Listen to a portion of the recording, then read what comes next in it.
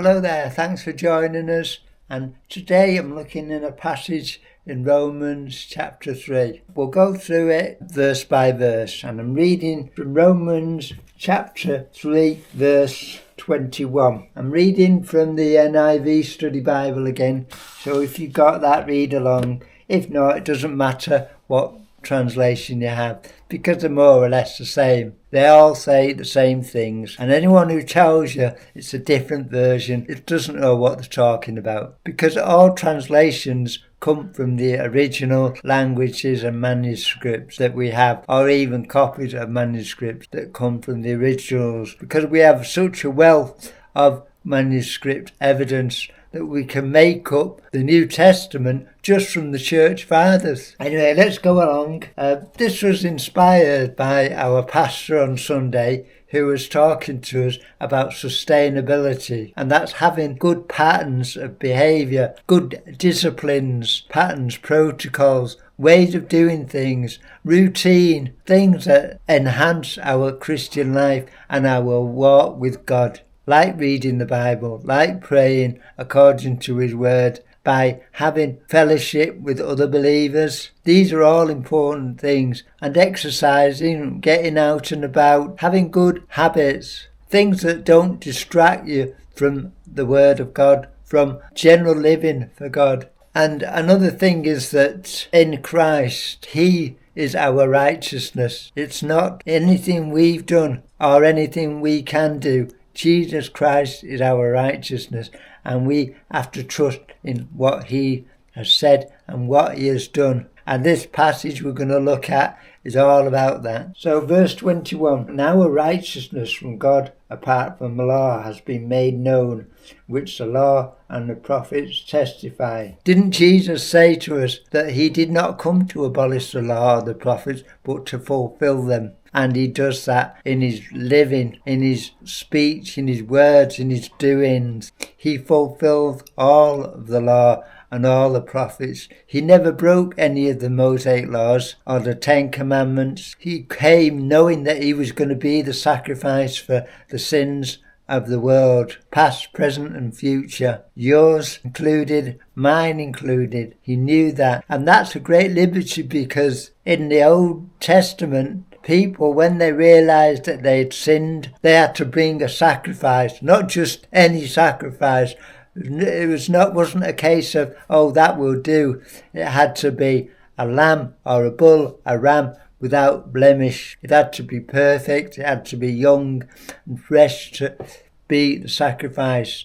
And even though the sacrifice didn't take away their sin, it was a reminder. It was an atonement for their sin, but they knew they were going to continue in sins, and they broke the law constantly, even if it was lying, bearing false witness, a sin. And they knew that whatever they did, they couldn't keep the whole law, and that's why Christ was promised, and that's why He came to redeem us as the Messiah, the promised one, promised all the way back from Abraham and through Moses and through the prophets to today. The Messiah was promised, and He would be a suffering servant, and He would take away your sins and mine. And so that's why He is our righteousness. We cannot earn it of ourselves. So it said, verse 22, this righteousness from God comes through faith in Jesus Christ to all who believe. There is no difference. So it doesn't matter whether you're a Jew, a Christian, a Muslim, a Sikh, a Hindu, an atheist, wherever you are, you have all fallen short of the glory of God, as it says in the next verse. But we of our own are not righteous. We break the law continually. Even if it's making something an idol other than God, it's breaking the 10 Commandments. Coveting something that somebody else owns is against the law. So we all break the law. That's why we have to rest in the righteousness of God in Christ Jesus, because only He lived a perfect, sinless life. He didn't covet anything, because He is fully God. He knew he came from heaven. He came from eternity. He had everything at his hand. The world is in his hands, like the song says. And so he didn't need anything. So everything he did pleased the Father. And the Father said he is pleased with him, Jesus. Even in a baptism that he didn't need to do, because he was holy, he was righteous, he was sinless. But he did it to fulfill our righteousness, as an example for us and you and me. Baptism isn't essential for salvation, but it's a public declaration that you are born again, that you've put away your sin, you've repented of it, and you've trusted in Jesus Christ and his righteousness. And in the first century, it was about what he was going to do, and for us is what we know he did. He brought us by his righteous sacrifice. Because he was sinless, bore our sins, God glorified him by raising him from the dead. So he still lives in eternity.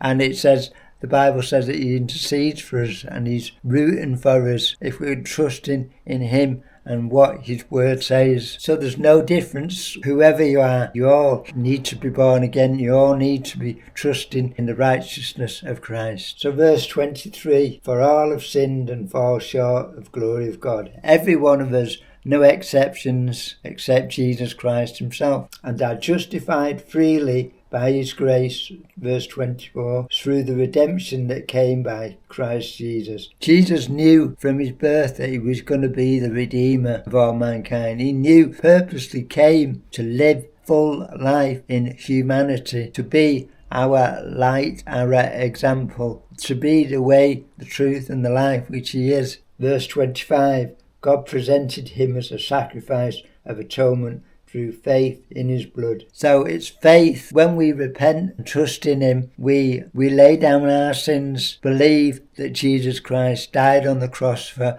our sins personally, and trust him with the rest of our lives. He is the sacrifice, atonement for all our sins, so that now we don't have to go looking for a sacrifice. He is our sacrifice, and that's why our righteousness is in him. There's nothing we can do. Being religious won't help you. Being ritualistic and legalistic in things won't help you, because your own righteousness is filthy rags in the sight of God. There's nothing you can do. He chose us. He is the one that calls us to repentance and faith in him. And many hear the gospel, many be convicted, but don't follow up or don't seek after it. They either dismiss it and reject it. So we are to have faith in the blood of Jesus Christ, that the righteous, sinless blood of Christ. So verse 25, God presented him as a sacrifice of atonement through faith in his blood. He did this to demonstrate his justice, because in his forbearance he had left the sins committed beforehand unpunished. So that's what I said earlier about people try to atone for their sin by bringing sacrifices, but it never took away the consequence of sin. And that's why Jesus is the ultimate sacrifice for sinners. Even Jews who rejected the Messiah, they don't need to do the sacrifice anymore of looking for a lamb or sheep or ram or goat, because they believe that Jesus is the sacrifice. Even though they reject him as Messiah, they believe that his sacrifice was necessary for the saving of Jews. I don't know the full Judaism religion as it is now, so they don't need to make sacrifices anymore. And the world certainly doesn't think so. Certainly will think that, oh, it's sin, it doesn't matter. Everyone does it. People of the world are very flippant towards God and what is holiness and what is righteous. You make your own rules up. Goes right back in time, from the time of the judges. Everyone did what was right in their own eyes. That's what it says. We are to follow the instructions of Jesus Christ, what he says about us, what he says about sin and judgment, righteousness, how we are to follow him. Because in following Jesus Christ, we are following God Father. He is the complete image of God. He is the image of righteousness of God. When we see Jesus, we are seeing the Father. So he did this, verse 26, he did it to demonstrate his justice at the present time, so so as to be just, and the one who justifies those who have faith in Jesus. So we can never justify anything we do that is wrong in Christ, because in him we are new creations. We are born again of his Spirit that he puts within us because we have repented and trusted in his righteousness. So when we do sin, and we will sin, dust ourselves off, get up and run back to God. We don't shy away. We don't hide ourselves like Adam and Eve did. No, we admit our sin, our fault, and know that Jesus Christ is our advocate, and we trust in his righteousness again and continue our journey. And that's why it's good to have habits like reading the Bible daily. Get yourself a reading plan. When you read, ask God to read you, because all of it is inspired by the Holy Spirit, and he can teach us what he means so that we don't make our own interpretations up, and we can trust what he says and live accordingly. We are constantly looking to Jesus Christ, our righteousness, and walk in him. Well, I hope that's been helpful for you today, and I hope you've been blessed by it. I just encourage you to stay in the Word, have good habits, keep away things that might be a temptation or a danger to you. Use your head. Think God expects us to love him with all our heart, soul, mind and strength, to do everything we can to please him. Find things to do that glorify him. Keep away from things that don't. So on that note, I'll say goodbye, and I'll see you again soon. Bye bye.